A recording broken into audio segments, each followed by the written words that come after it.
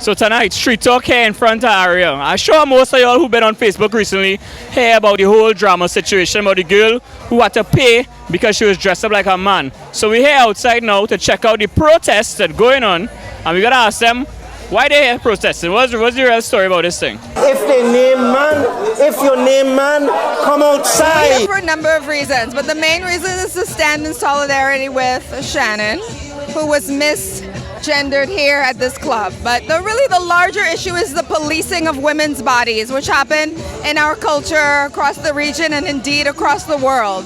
That women are expected to be a certain way, to act a certain way, to look a certain way, and to be available for men's consumption. And that's a problem. It's a problem everywhere.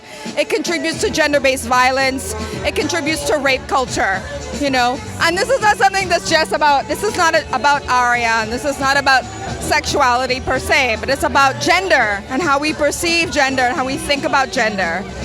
And it also is about how we as a society, how we think about each other, how we relate to each other as human beings, you know.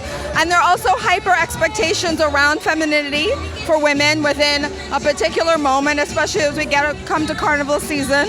But men are also expected, right, to be a certain way. And so it's about both men and women. It's also about how we interact with each other and trying to create a better way, right, for us to simply be and exist in the world and to be human, right? And to love each other and not have these outrageous expectations on our bodies.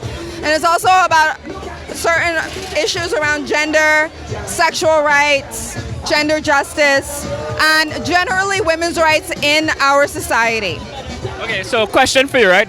If I was a guy and I identified as a woman, like Caitlyn Jenner, for example, and I came here and I wanted to get free entry because I dress like a woman, heels, long hair, fake breasts, how should they view me? If you identify as a woman, then according to Aria and the notice that they put out, they said that if you are dressed in the way that their quote-unquote policy indicates, then yes, of course, that means you would, but that means you would get in according to their policy, right? Depending on how you identify. Yeah. I think that we should respect how people identify. I think that we should respect each other enough to recognize that we can all dress however we want. We should be able to be respected that way if we show up at a place. And that, you know, that we also have our own right to do that, right?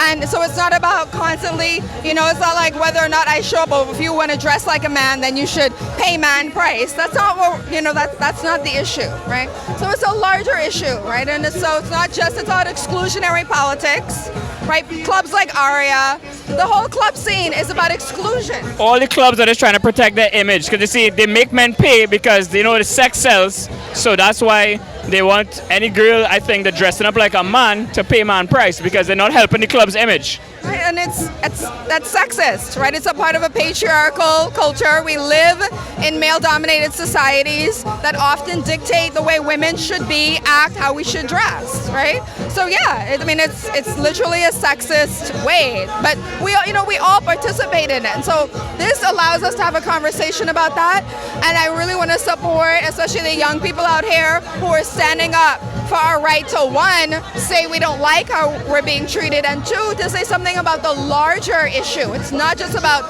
this club in this moment, but it's about a larger issue of how women are seen and perceived and represented in society.